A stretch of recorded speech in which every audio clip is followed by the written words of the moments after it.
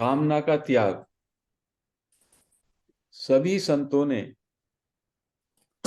बात पर जोर दिया है कि हमको अपने लिए किसी कामना पूर्ति का आवश्यकता नहीं है और निष्कामता में ही सत जीवन है। निष्कामता ही हमारे जीवन का उद्देश्य है। कामना क्या करती है? कामना ही क्रोध का कारण है। और चाहे वो शुभ कामना हो चाहे अशुभ कामना, दोनों से ही दुख उत्पन्न होता है। इसलिए सारे संतों ने ये बात बताई कि अपने लिए, हमें स्वयं के लिए कुछ भी नहीं चाहिए, तो कुछ कामना करनी ही नहीं है। जो भी कुछ चाहिए वो संसार के लिए, और संसार के लिए, शरीर के लिए, वो सेवा में लगा दीजिए। तो संत कहते हैं कि शरीर और सेवा और संसार, शरीर संसार सेवा, ये सब एक कैटेगरी में आ गए। शरीर की भी सेवा, संसार की भी सेवा, बल्कि शरीर के माध्यम से संसार की सेवा, ये किसी भी संत का मूल स्वरूप ऐसा होता है। और स्वयं के लिए परम विश्राम, निष्काम, क्योंकि मैं स्वयं अविनाशी ईश्वर का अंश हूं। तो उन्होंने कहा कि किसी भी प्रकार की कामना न रखने वाला, जिसकी सारी कामनाएं, जो पूरी तरह से निष्काम हो गया, निष्काम हो जाएगा तो निर्मोही भी हो जाएगा, निर्मम, ममता रहित भी हो जाएगा। तो कहते हैं वो राजाओं का राजा है, राजाओं का भी राजा, जो जिसकी कोई भी कामना ना रही हो, जो निष्काम हो गया हो, वो राजाओं का भी राजा है। बाकी को म्यूट कर दीजिए, आवाज आ रही है। किसी भी प्रकार की कामना न रखने वाला, राजाओं का राजा। और जो हमें शक्ति प्राप्त है, दूसरी कैटेगरी, हमें जो शक्ति प्राप्त है उससे कम कामना रखने वाला धनी। मालूम पड़ा मुझ पर 10,000 रुपए हैं और मेरा खर्च करने की इच्छा केवल 5,000 की है, तो मैं धनी हूं। और यदि मेरे 10,000 से ज्यादा की इच्छा खर्च करने की है, मेरी आवश्यकता 10,000 से 25,000 है, तो फिर मैं कंगाली हो जाऊंगा। तो ये कैटेगरी बताई है संतों ने कि जिसकी कोई भी कामना ना हो, वो तो राजाओं का भी राजा हो गया। और जितनी हमारे अंदर दूसरी कैटेगरी, जितनी हमारी शक्ति प्राप्त है उससे कम हमारी कामनाएं हैं, तो हम धनी हैं। और शक्ति के बराबर कामना रखने वाला, जितनी मेरी शक्ति है उतनी ही मेरी कामनाएं हैं, संकल्प हैं, तो कहने लगे उसकी कैटेगरी मजदूर की तरह की हो गई। और शक्ति से अधिक कामना रखने वाला, उसकी कैटेगरी कंगाल की हो गई। तो ये डेफिनिशंस, ये परिभाषाएं जो हैं संतों ने दी हैं। क्या परिभाषा है? जिसकी कोई भी कामना न रहे, जो निष्काम हो जाए, वो राजाओं का भी राजा। राजा भी उसको उसको किसी से कुछ चाहिए ही नहीं, राजा को चाहिए। राजा भी भगवान के सामने जाके प्रेयर करता है, मांगता है मेरी ये मुश्किल है, मेरी ये है, मेरी ये कामना है। और ये राजाओं का भी राजा हो गया, इसकी कोई कामना ना बची, इसने पूरा ये अचाहा हो गया। दूसरा है कि मेरी जितनी सामर्थ्य है, मेरी जितनी शक्ति है, उससे कम मेरी कामना है, तो मैं धनी हूं। क्योंकि मेरे मन में कहीं कहीं भी और ज्यादा संग्रह करने की इच्छा ही नहीं उठेगी। तो मेरी कामनाएं क्या है? मुझको मालूम पड़ा मुझे रहने के लिए जगह है, पहनने के लिए कपड़े हैं, खाने के लिए जो भी थोड़ा बहुत मुझे मेरी आजीविका है वो पर्याप्त है, तो मैं संतुष्ट, तृप्त, धनी रहूं। Abundance, that is the abundance. Abundance की डेफिनेशन ये नहीं है कि आप बढ़ाते चले जाओ। Abundance is in your mind.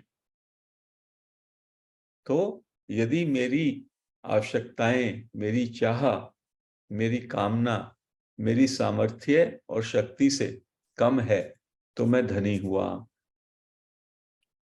Third category, यदि जितनी मेरी शक्ति और सामर्थ्य है उतनी ही मेरी कामना है तो मैं मजदूर हो गया। 100 रुपए ही मेरे पास हैं और 100 रुपए ही मैं खर्च कर, 100 रुपए की मेरी कामना है आज, 100 रुपए का जाकर के मुझे भोजन करना है, 100 रुपए के ही मुझे वस्त्र लेने हैं, तो मैं मजदूर हूं। ये थर्ड कैटेगरी हो गई। और चौथी कैटेगरी, यदि जो मेरी सामर्थ्य है उससे ज्यादा मेरी कामना है तो मैं दरिद्र हूं, कंगाल हूं। मेरी जेब में 100 रुपए हैं और मुझे भोजन करना है ऐसे रेस्टोरेंट में जिसमें 200 रुपए चाहिए, तो मैं कंगाल हूं, मैं अभाव का जीवन जीऊंगा। मेरी कामना ना तो पूरी होगी और वो मुझको बेचैन करती रहेगी। तो ये 4 कैटेगरी हैं और ये चारों में से किस कैटेगरी में आप अपने को रखना चाहते हैं, ये संतों ने कहा आपके ऊपर डिपेंड करता है। आप यदि कंगाल बनना चाहते हैं तो जितना है उसमें आप संतोष ना करें, जो कि हम अधिकतर करते हैं। जो कुछ भी हमारे पास है, जो मुझे, मेरा जिस फ्लैट है उसमें मुझे, या मकान है उसमें मुझे कमी नजर आती है, गाड़ी है उसमें कमी नजर आती है, परिवारजन है उनमें कमी नजर आती है, साधन सामग्री में कमी नजर आती है, जॉब में भी कमी नजर आती है। तो मैं एक कंगाली का जीवन जी रहा हूं। यदि जो कुछ है मेरे पास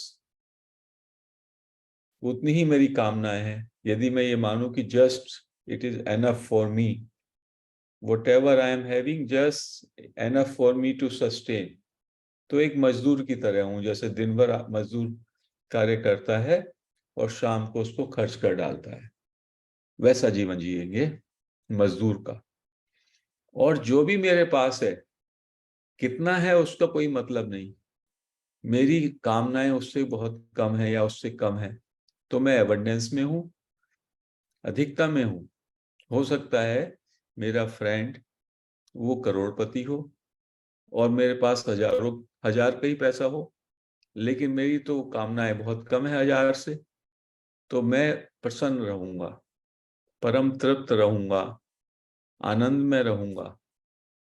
उससे ज्यादा की सोच ही नहीं है मेरी, मुझे तो बस इतना चाहिए। खाना क्या है, मेरे खाने का क्या रिक्वायरमेंट है यदि मैंने इस तरह का जीवन बना लिया? अरे मुझे तो सिंपल सा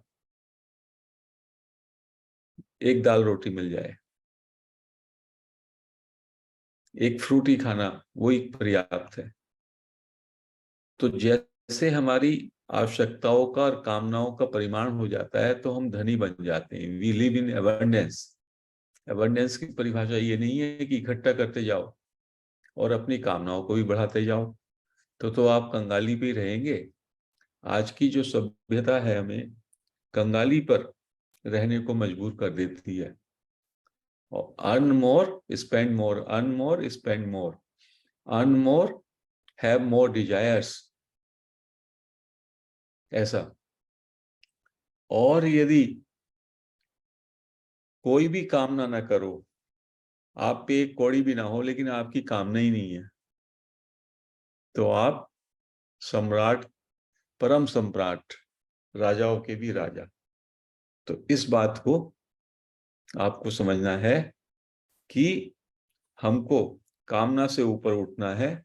कामना से ऊपर उठेंगे तभी जो है वास्तव में हम निष्काम होकर के ही अपने तत्व को, अपने स्वरूप को पा सकते हैं।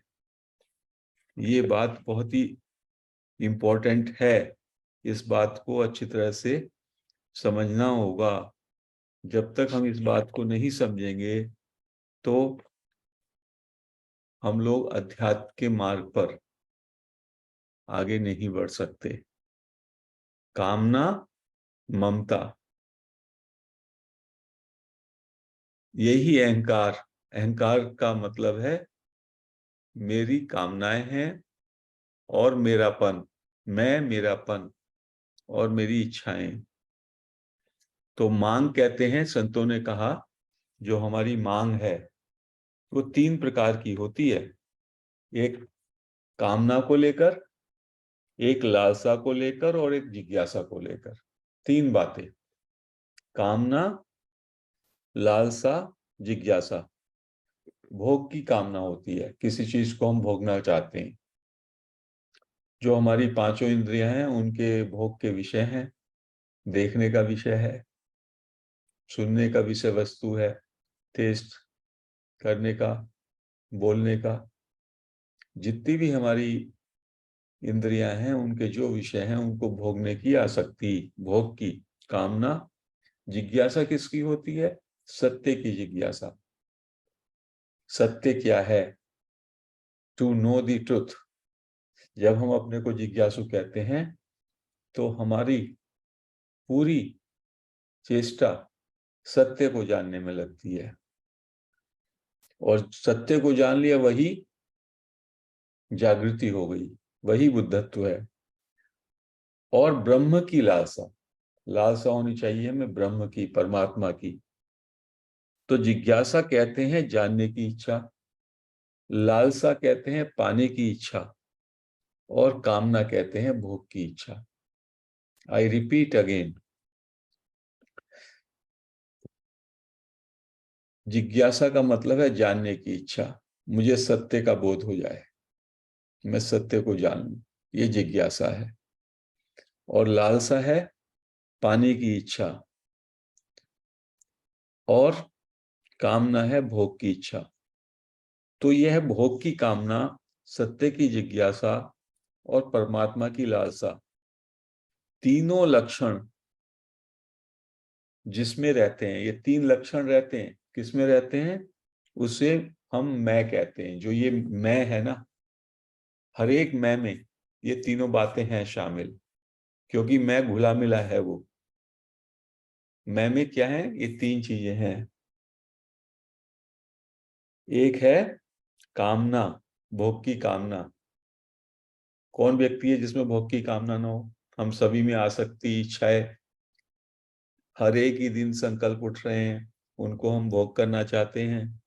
सत्य की जिज्ञासा, हम ये भी जानना चाहते हैं कि सत्य क्या है, ये भी जानना चाहते हैं हम में से हर एक व्यक्ति, क्योंकि हमारा स्वरूप वो तो खुद सत्य है ना, तो हमें उसकी भी जिज्ञासा रहती है।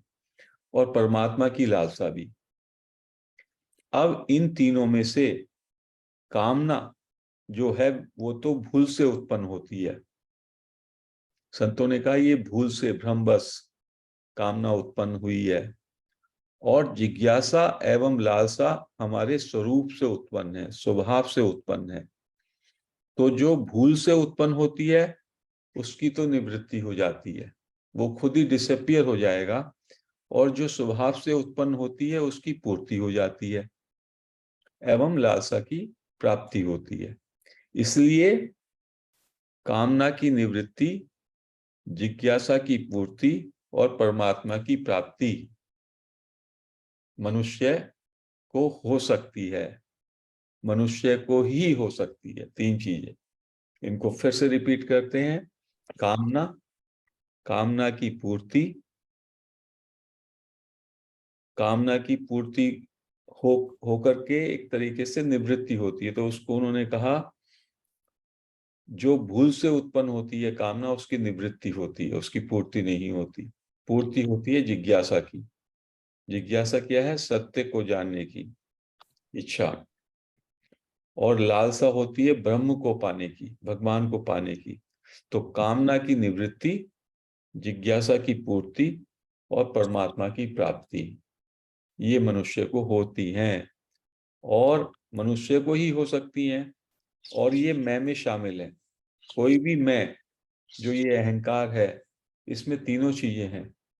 जैसे ही अहंकार में से ये कामना निकल जाती है तो ये जो मेरा अहंकार है, सेंस ऑफ इंडिविजुअलिटी, ईगो, वो गिर जाता है।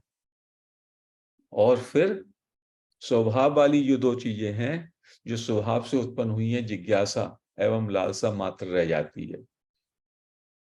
और जब मेरे अंदर जिज्ञासा बढ़ेगी तो फिर जिज्ञासा की पूर्ति सत्य दर्शन से, स्वरूप दर्शन से हो जाएगी और परमात्मा की प्राप्ति हो जाएगी।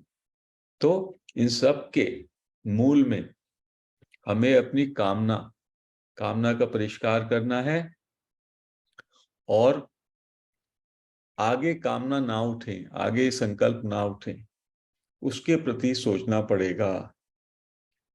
संत कहते हैं कि भगवान इच्छा पूरी नहीं करते, वो तो भक्त को इच्छा रहित करते हैं। ये बात, हम तो अपनी इच्छा को पूर्ति करने में लगे रहते हैं, भगवान को भी उसमें माध्यम बनाते हैं, लेकिन जिनकी इच्छा पूरी नहीं होती, ये समझिए भगवान उन पर कृपा कर रहे हैं। एक सूत्र आपने सभी ने सुना होगा, इच्छाओं के रहते हुए यदि प्राण चले जाएं तो मृत्यु हो गई, और प्राण रहते हुए इच्छाएं चली जाएं तो मुक्ति हो गई। मुक्ति का क्या मतलब है?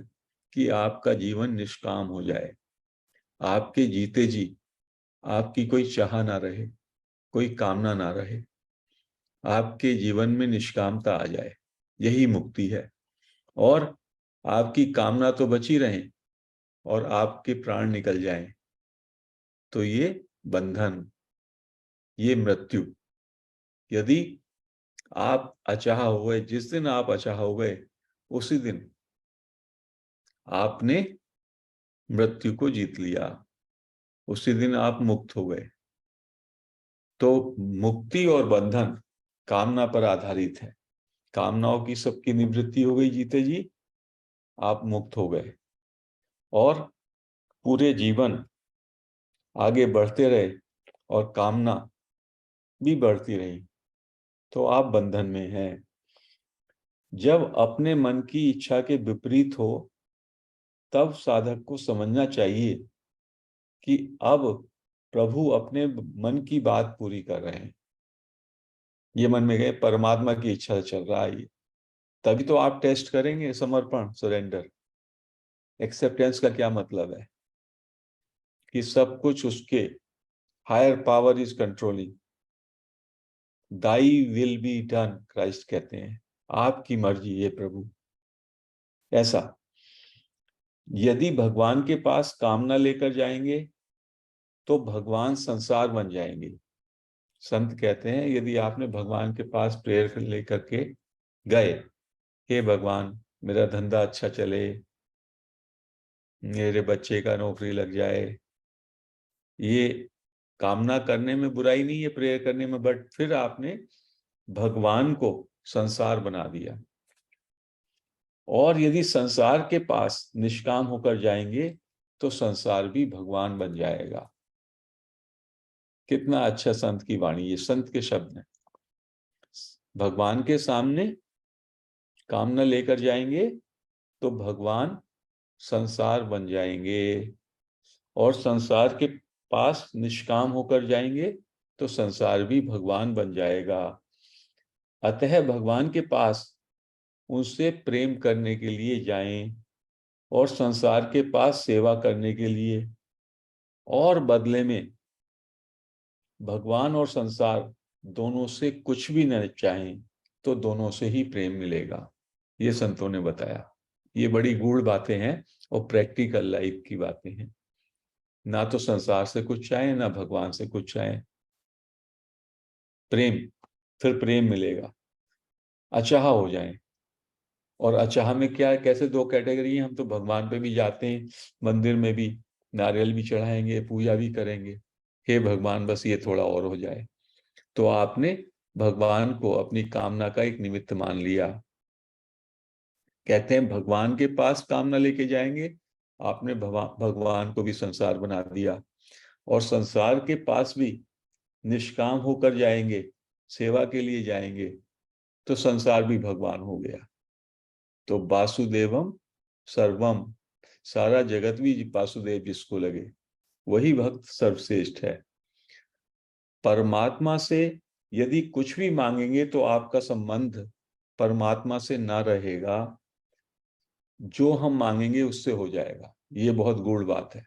यदि मैं परमात्मा के पास गया, भगवान के पास गया और प्रेयर की मैंने किसी वस्तु के लिए, किसी परिस्थिति के लिए, तो मेरा संबंध परमात्मा से नहीं है, मेरा संबंध उस वस्तु से, उस परिस्थिति से है। तो हमारा संबंध उससे हो जाता है जो हम मांगते हैं, क्योंकि हमारे मन में हमारी जो प्रायिकता है, प्राथमिकता है, वो वस्तु है, वो सामग्री है। यदि मैं भगवान के सामने निष्काम रूप से प्रेयर कर रहा हूं, तब तो मेरा संबंध भगवान से हो रहा है। और जब मैं किसी पर्पस से, किसी प्रयोजन से जा रहा हूं, आप किसी के पास भी किसी प्रयोजन से जाते हैं और उसमें आपका पर्पस ये होता है, कोई कामना, कोई उद्देश्य, तो वो उद्देश्य तो प्राथमिक होता है, उसके लिए वो मात्र निमित्त रूप आप वहां पे जाते हैं। तो इसलिए संतों ने कहा ये जरूरी है कि भगवान के पास आप जाते हैं तो क्यों जाते हैं? कुछ मांगने चाहते हैं, जा रहे हैं, या निष्काम होकर के जा रहे हैं? अब मांगने की जरूरत क्या है? उसके लिए संत आगे कहते हैं, अपने को जो चाहिए वह अपने में है। Whatever we need for ourselves, we already have that within us. वो अपने में है, जो हमें चाहिए वो पूरी तरह से अपने में है। अगर आप यह मानते हैं कि सत्य की जिज्ञासा के साथ साथ असत की कामना भी है, तो कहना पड़ेगा कि सत्य के जिज्ञासा के नाम पर किसी असत का भोग करना चाहते हैं। ये बात जब तक हमारे समझ में आए कि जो भी कुछ हमें चाहिए अपने लिए, स्वरूप के लिए, वो तो अपने में है, परम विश्राम, हमें कुछ चाहिए नहीं।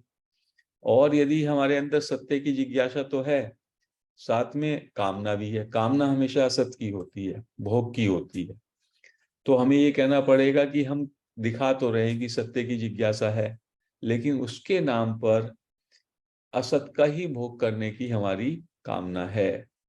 तो बहुत बार हम इस भ्रम में जीते हैं, साधु भी, ध्यानी भी, मास्टर्स भी, कि सोचते तो हैं कि मैं सत्य का प्रतीक हूं, मैं सत्य के रास्ते पर चल रहा हूं, मैं सत्य की जिज्ञासु हूं, सत्य का जिज्ञासु हूं, ब्रह्म की लालसा है। लेकिन वास्तव में मेरे अंदर कामना की चिंगारी लगी रहती है। तो मैं असत के भोग में हूं, भोगासक्ति में हूं। तो मेरा जिज्ञासा और सत्य की जिज्ञासा और परमात्मा की लालसा वो अभी मजबूत नहीं है। हमने अपने में जो चाह पैदा कर ली है, यही हमारे और प्रभु के बीच में मोटा पर्दा है, गहरी खाई है। इसको समझना होगा। चाह, डिजायर, भोग की आसक्ति, यही हमें हमारे स्वरूप से, हमें परमात्मा से का बोध होने में देरी का कारण है। जैसे सिनेमा स्क्रीन और उस पे मूवी चल रही, मूवी क्या है? मूवी यही कामनाएं हैं, संकल्प है, विकल्प है। हम ऐसी परिस्थिति जाते हैं, यही तो हमारे मन में चल रहा है। ये मन का ही पर्दा है। मन कुछ भी नहीं है। मन जो है विचारों का, संकल्पों का संग्रह है। जैसे ही वो गिरा तो आपको अपने स्वरूप का बोध हो जाता है। आप जैसे ही अचाह होते हैं, जैसे ही आप जो है, आपको ये लगता है मुझे अपने लिए कुछ नहीं चाहिए, मुझे अपने लिए कुछ नहीं करना है, तो आप अपने निर्दोष, निर्मल, निष्काम स्वभाव का आपको बोध हो जाता है।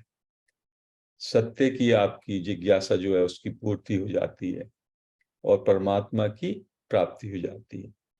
तो हमें सभी को अपने जीवन में निष्काम होने का प्रयास करना चाहिए। जो भी हमारे अंदर चाह उठे उसके प्रति हम सचेत रहें ताकि उठने वाले संकल्प धीमे धीमे उठना बंद कर दें और संकल्पों का हम परिष्कार करें।